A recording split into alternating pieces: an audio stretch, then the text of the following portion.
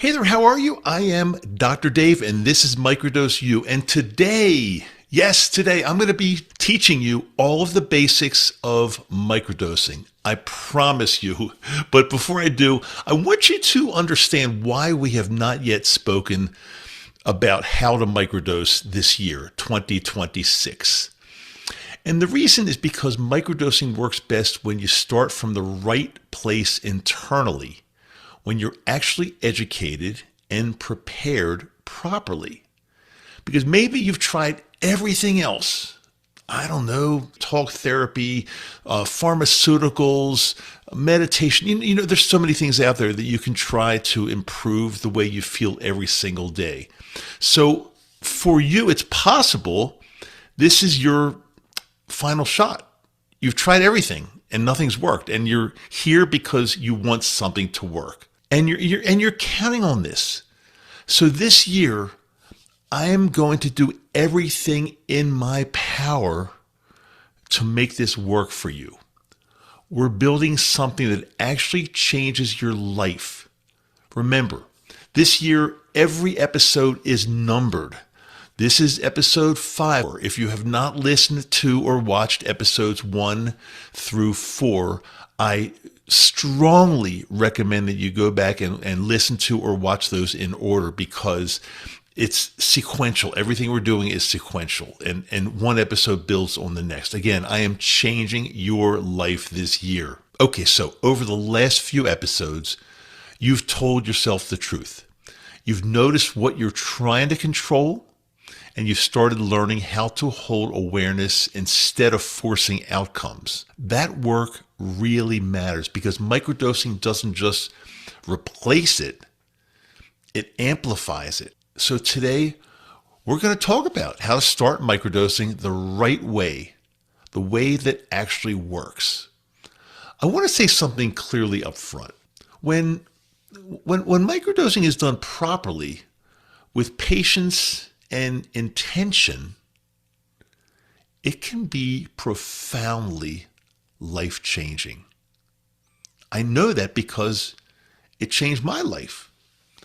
But the way it works is quieter and deeper than most people really expect. And that's why for so many people it didn't work, or at least you didn't think it worked, because in reality, many people don't give it the proper chance.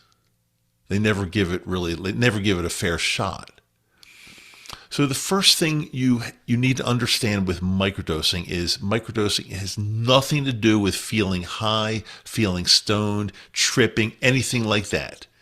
If you feel noticeably altered, you're not microdosing. You're doing something else. And I'm not saying that's necessarily a bad thing or that you shouldn't do it, but it's not microdosing. So just please make sure you understand that. A true microdose should almost feel unremarkable in the moment. You should be able to work, drive, talk, play the piano.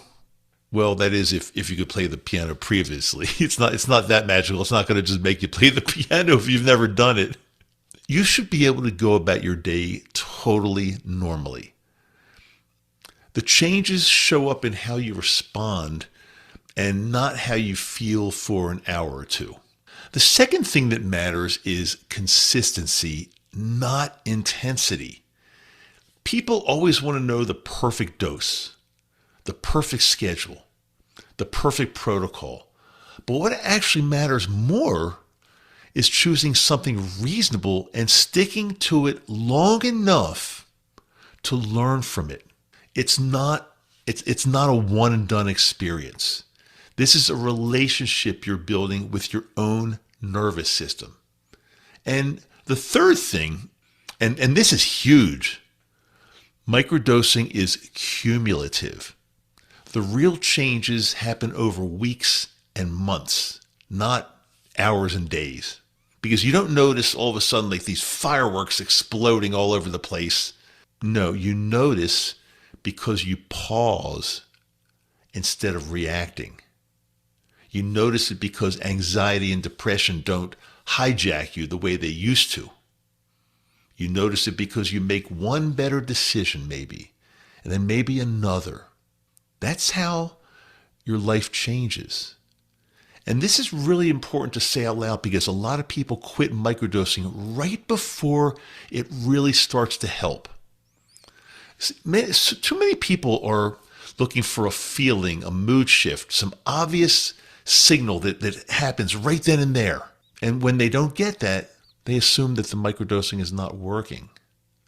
But what's actually happening behind the scenes is quieter. Your reactions are softening just even a little bit. You're pausing a half second longer. You're not spiraling as fast as you used to. And because these changes don't announce themselves, it's very common for people to miss them. And that's why patience here is not optional. It's absolutely essential. Now, I know you still may be thinking, okay, but what do I actually take? Okay, here's the part that you've been waiting for, exactly how to microdose magic mushrooms. Let's begin with the dose.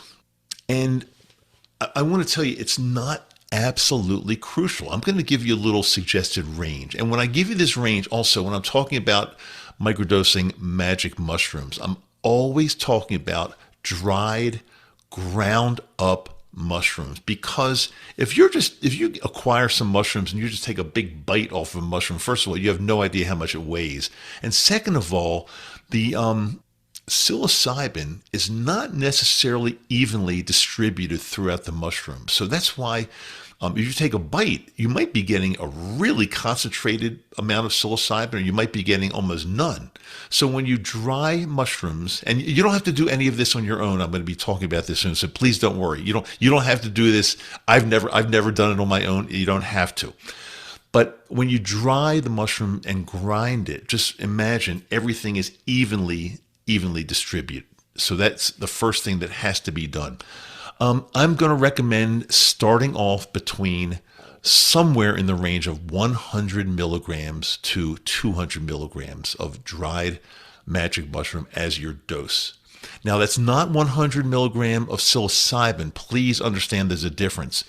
By weight, psilocybin within a magic mushroom is generally about 10%. So if you are ingesting 100 milligrams of a dried magic mushroom ground up, you're very approximately ingesting 10 milligrams, which would be 10%, 10 milligrams of psilocybin. You really don't have to know that part. The main thing you need to know is the weight of the dried ground magic mushrooms. And so I'm recommending starting somewhere between 100 milligrams and 200 milligrams. I've changed this a little bit over the years as I've done this, but I've also come to find out that it's not crucial. So if you want to start a little bit lower in the 100 range, 100 milligrams, that's totally fine. Now, that's easy for me to say, but what form do these ground up magic mushrooms take? Like, how do you ingest it? Well, a very, very common way to do it is inside a capsule. Just in other words, like you're taking a supplement capsule. It's very easy to do. Again, remember, I'm going to get to this part. You don't have to do this on your own. You don't have to make the capsules up. You don't have to grind your own magic mushrooms. But it's just swallowing a capsule with dried ground magic mushroom is very easy, especially for beginners, because it's weighed out for you. You know exactly what you're getting, or you know very close to what you're getting, and there's very little room for error. So that's one possibility. Another possibility is it could be made into chocolate, and sometimes the squares are 100 milligrams, 200 milligrams, depending on what they are. You'll take a whole square, a half a square. Chocolate is also a very good way. Sometimes it's not really as accurate as a capsule because the psilocybin, the ground up dried psilocybin inside the chocolate may not be 100% uniform. So that's why I still recommend capsules for total beginners. There's gummies available. There's tea. You can literally steep the ground up dried magic mushroom powder in hot water and make a tea out of it. That's very possible as well. And they can be sold that way also. I will say at this point, and having been dosing magic mushrooms for close to 5 years now, my two favorites are capsules and chocolate is just because they're so darn easy. I mean, don't get me wrong. I love tea. I drink regular tea. I drink, green tea, oolong tea, white tea. I drink tea every night, but I don't generally use it for my psilocybin. But there's nothing wrong with it. You absolutely can do that, and it would be totally fine. So now that we know exactly what the dose is going to be, or again, roughly what the dose is going to be, how you're going to be ingesting this, how you're going to be dosing, what's the best time of day to take your microdose? There's no right or wrong answer. Again, this is very, very forgiving. And I generally do morning just because it kind of gets my day started in a really good way. But some people like middle of the day. Some people like evening. In general, these are not going to be the type of things that keep you up at night. So a lot of people like to dose before they go to sleep because they say it helps them sleep a lot better. But again, there's no right or wrong. But if you want to use me as a reference point, I generally do it in the morning just because that's what I like to do. Okay, and how many days per week should you microdose? Let's just say you're doing 100 milligrams in a capsule every morning, or in the morning, I should say in the morning. How many days a week should you be doing it? Well, my recommendation as you're starting is to do about 3 to 4 days in a row. 3 to 4 days in a row, and then take a tolerance break off of about 1 to 2 days. So let's just say typically you might do 3 days, take a day off, do 3 more days, take a day off. The day off is really good for many reasons, for reflection, to just so you're not doing it every day, so you don't develop any kind of tolerance. And tolerance with microdosing is not all that common, but you still can develop it. So it's always good to take a little bit of time off in between your dosing days. So again, there's nothing wrong with doing 3 days in a row and taking 1 day off. It could be 2 days off, 4 days in a row, taking 1 or 2 days off, or 3. It doesn't, again, there's not one right or wrong answer. I know there are different protocols out there that people say you must follow this exactly, but it's just not true. You don't have to follow it exactly. Especially as you get more experienced, you might want to do it a little more by feel like I do. But when you're first starting off, it's good to have a regimen. And let's say 3 days on and 1 day off. But again, you can adjust it as needed. Also, another commonly asked question is, well, do I need to take longer tolerance breaks? Some people say that, yeah, after microdosing for some period of time, you need to take several weeks off, or you need to take a week or 2 or 3 or 4 months off.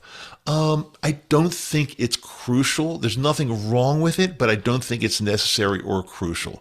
As long as you're taking your, days off during the week. Again, you take a few days on, then a day or 2 off, then a few days on. As long as you're doing that, you don't really need to take longer tolerance breaks at any point in time just to kind of reset everything.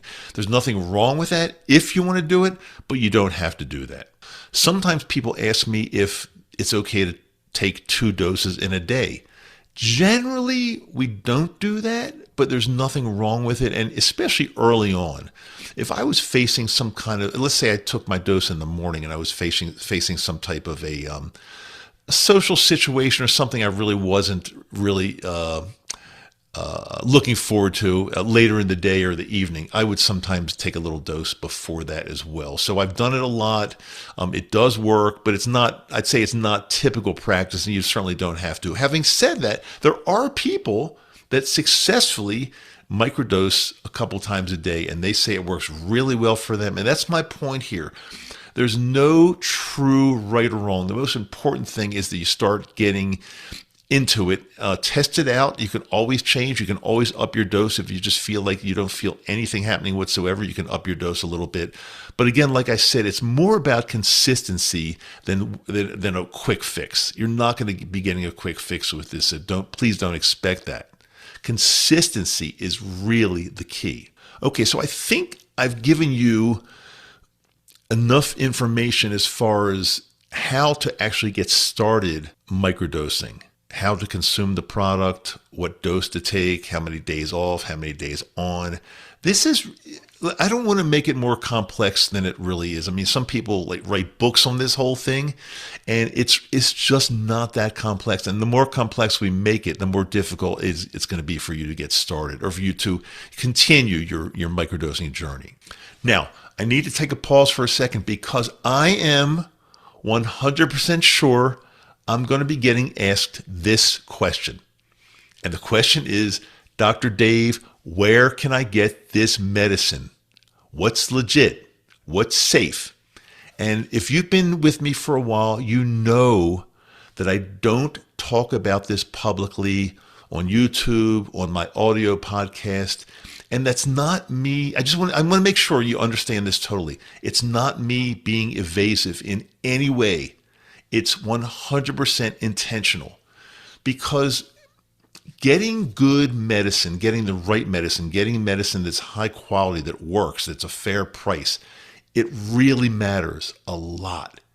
And if you're going to do this seriously, if you're actually committed to making 2026 a turning point in your life, then quality, safety, and consistency, let's agree, these are non-negotiable. Bad medicine, inconsistent medicine, or sketchy sourcing can derail this before it's even had a chance to help you. That's why those conversations only happen inside our Patreon platform, inside our Patreon family. Why? Because I've said this to you before, but if you're brand new, I'm going to say this again. And it's okay for me to say this because it's super, super important. Inside Patreon, it's a separate platform than the podcast here, than the YouTube channel. Inside Patreon, it is a protected space. It's something that I set up where we can talk openly, responsibly, and honestly about sourcing, preparation, what to look for without putting people at risk, without turning this into something careless. I cannot afford to turn this into something careless, and neither can you. So if you are really doing this work this year, if you are in with me, if you're in with all of us making 2026 our best year ever, then Patreon is actually very important. Inside of Patreon, we have trusted sources that we use, we've vetted, they work, they're honest, and the trusted sources are there with us on Patreon that you can ask any questions to. I don't think there's anything like this anywhere in the world, as far in the world of microdosing. I mean, you can actually ask our trusted sources any question you want. It is a paid platform, but having said that, it's only $12.50 US dollars per month. Where can you pay that kind of money and get life-changing information? I would say nowhere else. And I would say, I've talked about it a lot. I would say this is probably the most important time to join, because you don't want to be guessing. And you don't want to be cutting corners with something that is this powerful and really has the potential to change your life. And you know the old expression, what is it? What has it go? When the student is ready, the teacher appears. Well, I've adapted this little expression. I love this one. When the student is ready, the medicine appears. Or actually, better yet, when the student is ready, Patreon appears. All the details are in the show notes and on my website, microdoseu.com. It's microdose with the letter U on the end of it, microdoseu.com. And if you just want to know the quick link, you can always go to Patreon. It's patreon.com/microdoseu. I'm in the process of actually setting up a better page on my website to explain this even in more detail, but I wouldn't wait. I'm not so sure how quickly I'm going to get that up.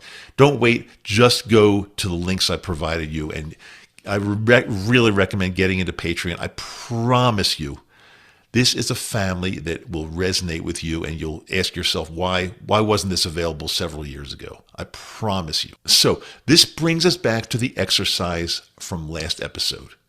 You identified what you're trying to control, and that wasn't random. That's exactly the material microdosing begins to work with.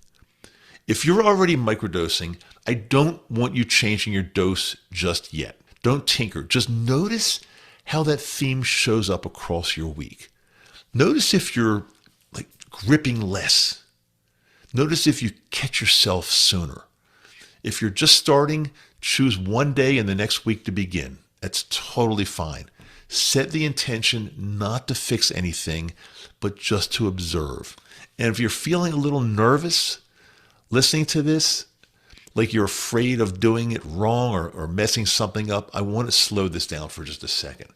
As I've said quite a bit, microdosing it's not something that's fragile. It's not like taking a pharmaceutical. You're not going to ruin it by starting imperfectly. That's just not going to happen. What matters most is that you're paying attention and taking yourself seriously.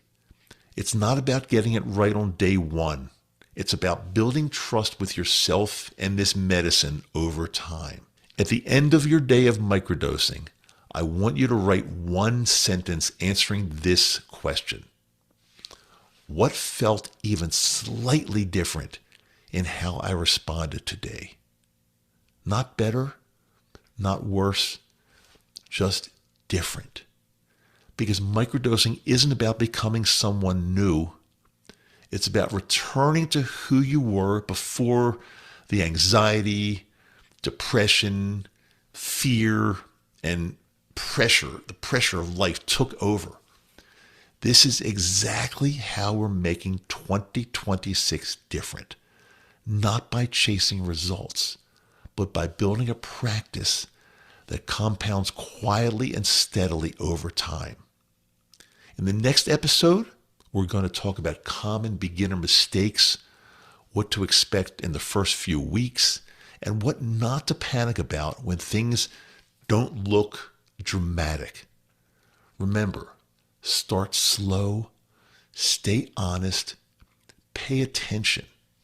I've got a brand new episode every Wednesday. And remember, Dr. Denise Moret, my colleague and friend, puts out a brand new episode right on this channel as well every Sunday about women's health, the specific issues that women run into about with mental health and microdosing, magic mushrooms, and LSD and more. So if you're a woman, or even if you're curious, check out her episodes that come out every Sunday. You're not alone. We also do offer one-on-one coaching if that's ever an option or something that you're interested in. Again, it's all shared in the show notes and on my website, microdoseu.com.